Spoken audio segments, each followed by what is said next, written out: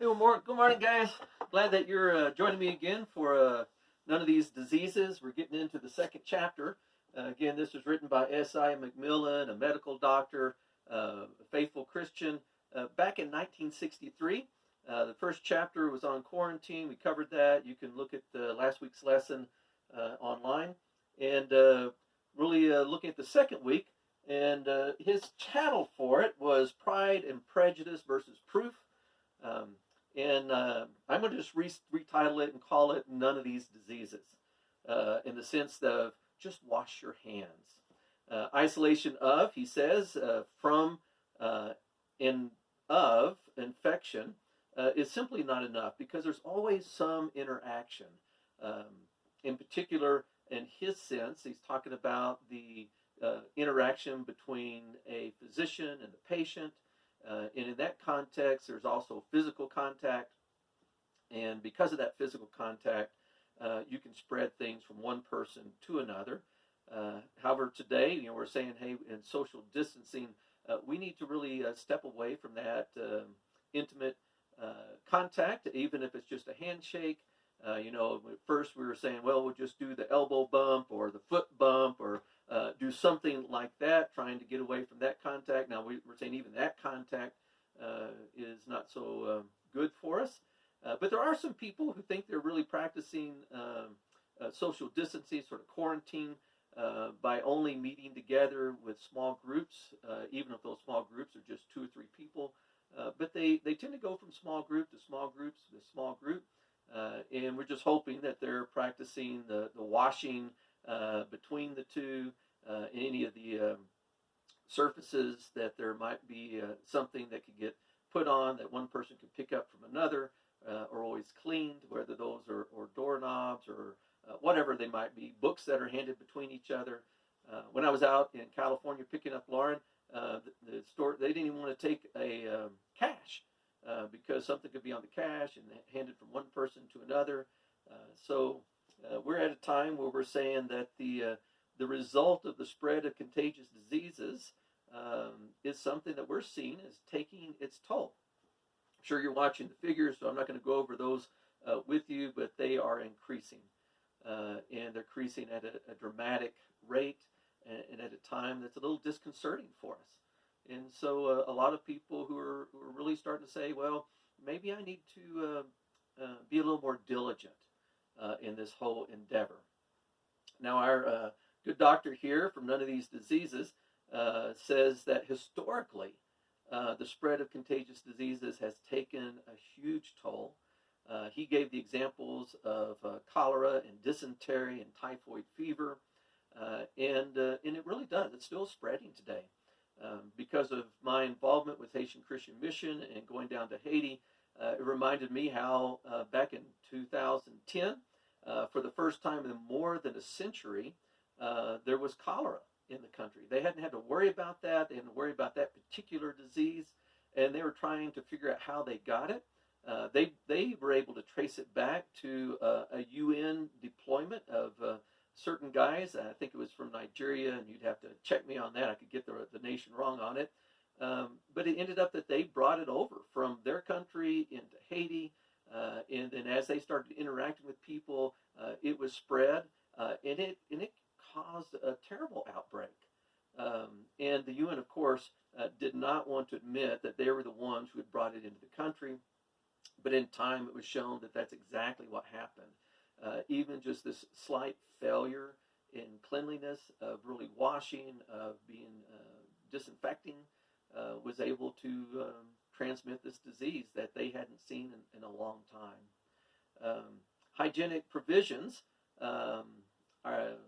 Dr. McMillan says, even up into the 18th century, was nearly non-existent. And at least for me as a modern person, and I'm thinking about this, I'm just like, what were these guys thinking back then? The example he gave were in a lot of the larger cities of the time back then, that they would just take their excrement and they would pour it out into the unpaved streets at the time, because it was still a time when primarily they were using horses and the like. And the result of that, there's not only the stench, not only the flies, and the flies also causing some transmission of disease, but it just was a breeding ground for bacteria and for viruses and for obviously contact. Because people walked in those streets and they went around in those streets and they spread stuff from one person to the next without even fully realizing what they were doing. And a lot of people died as a result of it. He said, and I'm sure this is a pun not intended, but he said it was a waste of human lives um, because God's provision for free men from spreading diseases um, in that way was simply ignored. And you might be saying, what provision? He goes to Deuteronomy, the 23rd chapter, verses 12 and 13, which is sort of the standard for if you've ever gone camping. What do you do if you're not using the RV, if you're not using a camping area that has an outhouse for you? What do you do? Well, if you've ever been camping, you know that you pack a little spade. You go outside of the camp, you find a place that's away from everything else. You dig yourself a little place, do your business, cover it all up so that it's not going to cause a problem for anyone in any way. What it says in this scripture is whenever you sit down, you're supposed to go outside of your camp, and whenever you sit down, which I guess is the biblical thing, is that you shall dig with a spade and you're to cover it up. Just seems like common sense. But until plumbing systems were incorporated into cities, common sense certainly wasn't practiced. And it wasn't practiced because common sense was inconvenient. When you get a city and you get everyone together, getting outside of the city is not a convenient thing to do. You got to go way out there. What are you going to do with all this excrement that people are producing? Well, the solution back in those 1840 areas was simply to use a basin in the house for the washing and cleansing of yourself. Use a bucket or a basin in a chair that was designed for catching those things. And then how do you get rid of it? Just take it out and throw it in the street. Yeah, that was the right thing to do. And so he asked the question, how did Moses get an advanced idea of sanitation? And this advanced idea is just simply going outside of the camp 3,500 years in advance. And of course, his conclusion is that, well, maybe the Bible is inspired. Maybe God really was talking to Moses and giving him better directions than he learned from the Egyptians themselves. Which sort of brings to the question, why is common sense ignored? Well, his answer is pride and prejudice. Hope that you're having a good Sunday morning. I always teach with a cup of coffee, and so I'm still doing that today. And hope that you're enjoying this as well, and you're comfortable doing so. He gave the example of the Vienna Medical Center from the 1840s. And in particular, he drew attention to the maternity wards at the time, which sounded like a killing ground. He gave the figure of 1 in 6 dying. I don't know about you, but if I knew that the maternity ward had 1 in 6 people dying, I wouldn't want to go.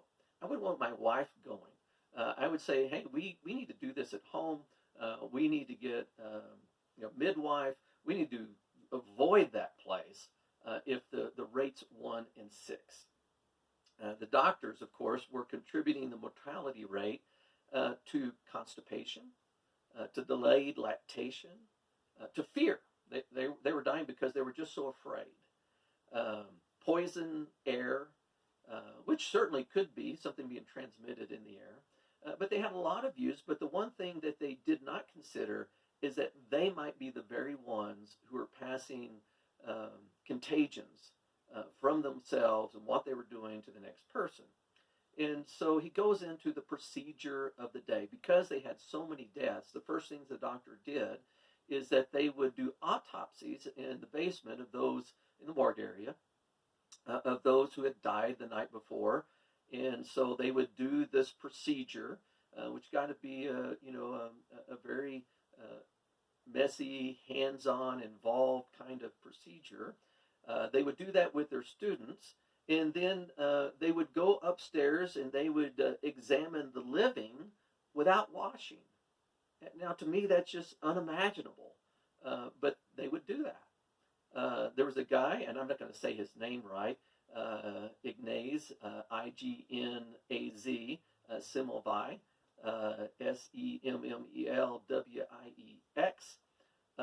He was put in charge of one of these maternity wards, and he observed the connection, the spread of disease between the physicians and their students, and so he required them to wash hands between the autopsies, and by the time they came onto his floor, his ward, they had to. Now, before he put this rule into practice, he had 47 patients who died, and that was weighing on his mind.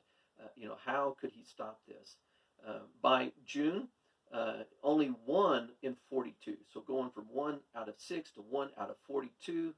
By July, it was 1 in 84, and so, man, that was proof enough. This works, washing your hands. But there was a setback. They had one point where they had 11 out of 12, even though they were washing hands between autopsies and coming on his ward. And so he made a new observation. Perhaps, just perhaps, something deadly could be transmitted between the patient to patient to patient. So he put in a new standard. Not only did you have to wash before you came on the ward, but you had to wash your hands between touching each patient. Now, they thought this was going overboard. This was a nuisance. This was too much of this washing. I understand how they felt. My time at Emmanuel, I was working as a pastor on the ward as a chaplain at East Tennessee State Hospital on the pediatrics ward. And when you showed up there, you had to wash. You'd go into your office, and then before you went on the floor, you had to wash your hands for a long time, longer than I wanted to do. And this is before you had all those cool things on the walls to grab your hands and get cleaned up that way. But you would go in, you had to wash your hands. Then you would go in and you would counsel, talk, pray, encourage the patient. And then as you left, you were to wash your hands again.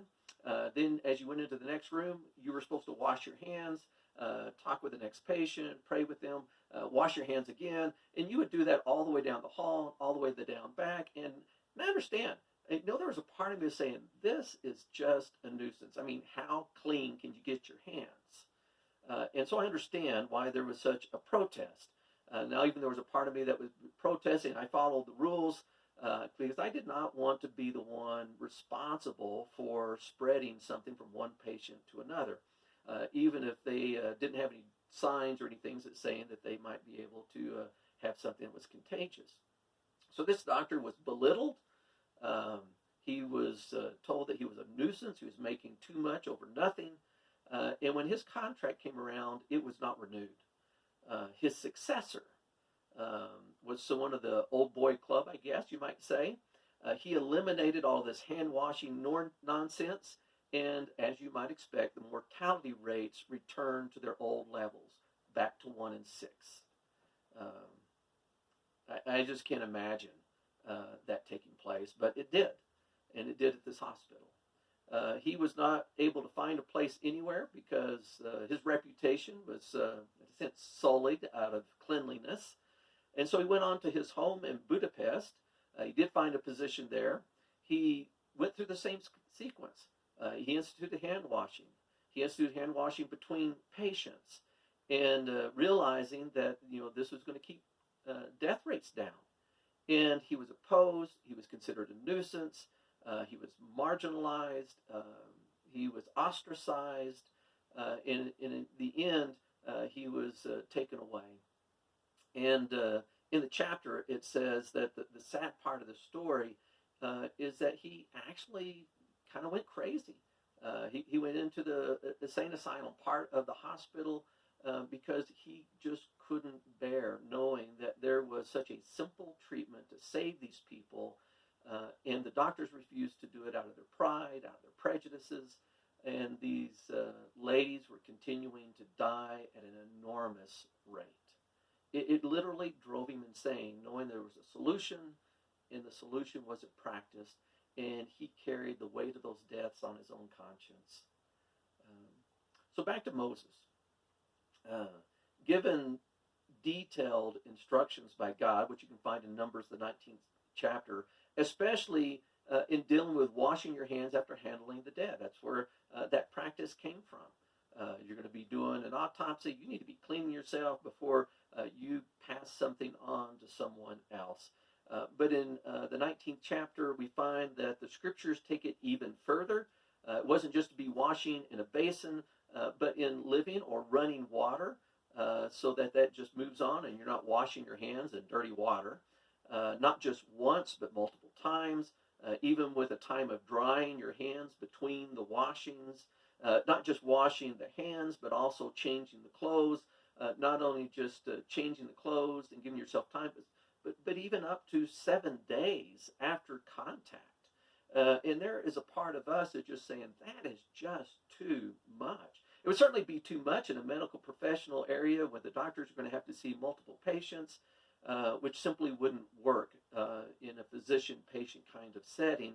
But at the same time, it would absolutely keep contagions from going from one person to the next, from someone who's dealing with the dead and someone who's dealing with the living. And so the Bible was very far ahead of its day. And why? Well, we know why. It's inspired. We didn't have to go through practice and people dying. We could say, okay, God, we may not understand why you're asking this to do these things. It might be a nuisance to us, but we're just going to trust you. But we don't like to mix religion with something scientific like medical profession. And so even into the 19th century, the doctors were still holding on to practices that were transmitting diseases. Even into the 19th century, a normal routine was for a patient to come into the room, undress, climb onto the table on which he'd be worked on. The doctor would roll up his sleeves, not even necessarily having a change of clothes. They would get out their tools, either out of their bags or out of the cabinets that were there that they were in. They would invite their students to come in as they were dressed, and they would begin to perform the surgery. And all of them poke their hands, maybe inviting the students over to poke their hands in, and what would be, as he said, an otherwise sterile abdomen, if that's happened to be where they were working at. And so diseases continued to spread in hospital settings. And so it really wasn't, and he said, until 1876, until there was an antiseptic method of washing hands, which made the process a lot quicker, that it started being used. And even in the instruments then being also sterilized, that the mortality rates really began to drop. Now he credits a lot of the proof that these doctors finally began to accept were by John Tyndall, Louis Pasteur, Robert Koch, Sir Joseph Lester, and they established an accepted proof of the spread of diseases through contact. And that's why now in our time, in the modern times, we can't imagine a surgical procedure being performed without meticulous scrubbing. We couldn't imagine doctors going from an autopsy setting into a live patient setting without being cleansed and clean. And even the patient, for that matter, of making sure that they are cleansing and using sterilizers before a procedure is done. But he wrote this book in 1963. He said, but even when there are failures, disease will still spread. He cited a 1958 epidemic of staph infection in a large hospital on the eastern coast, in which, as a result of not practicing hand washing between patients, 86 men, women, and children ended up dying that were needless deaths. It was 1960 that finally a procedure book was being written about the importance of sterilizing your tools, washing your hands, which closely approximated the scriptural method back in Numbers, the 18th chapter. So we keep hearing, wash your hands, wash your hands, wash your hands. in our epidemic today, in the helping to keep CB19 from spreading, and we need to do that. In fact, in our house, we even had a little discussion about the difference between using soap and using a beauty bar, and we found out that really a beauty bar can't be called soap because it's synthetic, and the FDA has a certain process that you have to go through to produce something that's called soap, and a different process for those things that are still detergents, still cleansing, but they're not a true soap in that sense. Also, if you're just looking for a little fun on these kinds of things and you need to teach your kids a little bit, you can go to a link. It's in the notes that you can get from our webpage for Baby Shark. You love that song. Hopefully it's not running through your head right now too much. Actually, I'm hoping it might be. But they changed the words about washing your hands and keeping a little distant from one another. And if you're not into the kids part, you might be into maybe Neil Diamond. He took his song Sweet Caroline and he changed the words to it to talk about the importance of washing your hands. It's kind of fun in those things, but everyone's trying to get into this idea of saying, hey, it really is a good practice. They may not realize it stems from the scriptures originally, but it does. Again, from his chapter, we ask what is missing. And of course, the gospel is missing. The New Testament is missing. Just in case you're wondering, hope that you are, the New Testament has several words for washing in water. There's baptizo, which is talking about a full immersion. There's plano, which is, and I'm probably enunciating these things poorly, which is talking about using running water to wash. There's lutrul, which is a bathing, which could involve immersion. It might be from the hips down, because that's what the Greeks sort of brought into them. They had hip baths. But they were also introducing mikvahs, which was a whole body bath in which you would baptize, but they would still call it bathing as opposed to immersing. And then there was nipsi, which is the most common word in which you would just rinse something. You might rinse it by dipping it. You might rinse it by pouring water over it. But there are lots of them. When we were using this study with our young adults on Tuesday night, I said, hey, what's missing in the New Testament? And they brought up all the stories you think about. The ritual hand washing by the Jews, Jesus not following the ritual and addressing what needs to happen to cleanse the inside of the man instead of just the outside of the man. Mary washing Jesus' feet with tears, although the term washing, none of these terms for washing is used there, just the word that means to wet or really to moisten. Jesus washing his disciples' feet. Pilate washing his hands to rinse away his part in Jesus' death. And also some of the New Testament times, especially in Ephesians, where it says to wash away, which apoluo, to rinse away sins. Now, just as a little bit on that, because that was kind of some interesting things in there. In Mark, the 7th chapter, verse 4, whenever they noticed that Jesus said they didn't cleanse themselves, and they were just cleansing the cups, that he uses the word baptizo, the washing of cups and pitchers and pots, which was part of their ritual on it. Also, one of the terms for washing is whenever the disciples are being called by Jesus to follow him, and James and John are washing their nets, and that's that turd plinon. There's a flowing, rinsing kind of going on to get those nets clean. In Ephesians, as I mentioned earlier, 5:26, luturo, this bathing of being bathed in the water and the word, which helps to cleanse us. And in Titus, the washing of regeneration or washing of renewal is also that bathing word, luturo. And the same way when it talks about, hey, sometimes the old proverb is true. that a dog returns to its vomit, and a sow, after washing, latreuo, bathing, returns to its mire in it. And so it was sort of interesting to me to look at those passages and how the Pharisees, in particular, were requesting him to come and dine with them, and they were a little surprised that Jesus didn't wash before he came in to have the meal. And the word wash in that point is the word to baptize. And I thought, man, so is he talking about Jesus immersing before he came into the meal, and they were upset about that, or just the cups and utensils, or just washing his hands? What are they upset about? It's not completely clear, but it does use that word baptize. And so I said, well, I wonder what's going on here. And so I went to some Jewish sources to say, hey, what was the common practices back in ancient Israel?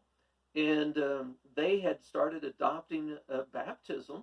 They started building what they call mikvahs, which was not just the Greek hip bath, but they built these tanks where you had steps going down into it. Sometimes it was just steps going straight into an area where you could go down, stand in it, and you could easily immerse yourself into it. And so they did that a lot as their rites of purification. And in some of these wealthier homes, they had built these mikvahs. You didn't just find them at the synagogues.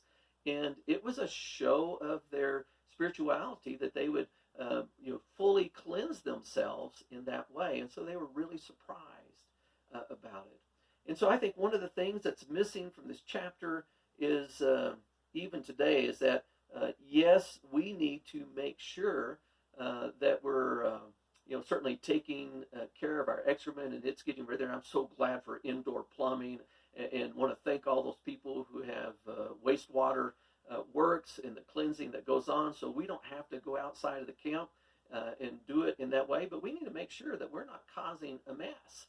And we may not be doing it so much, but if I walk my dogs every day, and I tell you, there are a lot of people who don't clean up after their dogs, and that causes a mess in itself as well. So we need to make sure that we have good hygiene habits in that area of our lives, but also this idea of washing. We need to make sure that we are making sure our hands are clean. We're not spreading any of those kinds of diseases. But like Jesus, I think we need to remember that there are some other diseases that are being spread. And it's being spread from one person to the next as we influence one another. And I'm talking about spiritual diseases that are contagious, that are on the inside.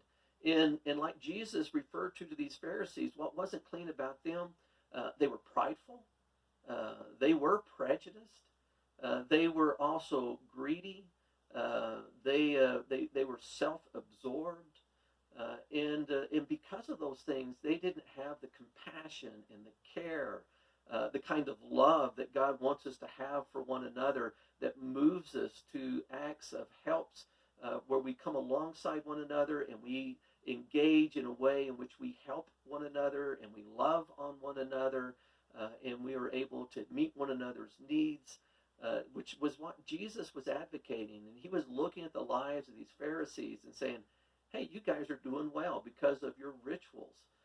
You are taking care of the outside of the body. But man, the inside of you guys need to go through the same cleansing. And we know that Jesus is the one who can provide that cleansing. We turn to him. We come to him in repentance. We are bathed with him, united with him, and we are risen into a new life. And we come to him and saying, God, hey, I've been out of the world again. I don't want to be of the world. And I realize I'm starting to pick up some bad habits. I'm starting to bring some of those old things back into my lives, and I need to rinse them out and cleanse them out. And Lord Jesus, I need your help and your renewal to do that. And he has come to cleanse us in a way that we need. And so we'll end on that note. Hope that as you're going through this study with us, that you consider that we do need to be practicing good hygiene, but we also need to be practicing good spiritual hygiene. And we do need to wash ourselves with that redeeming word, that cleansing word, bathing ourselves in it on a regular basis. Don't know how you're doing it, but I study the Word for practices and things. I've been listening through the Word, just audio versions of it, going through the New Testament, and I actually listened to the book on killing Jesus just written recently, and that was actually a pretty good study. So there's lots of ways for us to get into the Word together so that we can encounter God, so that we have that cleansing in our lives. Hope you guys enjoyed our study, and I look forward to our next chapter together.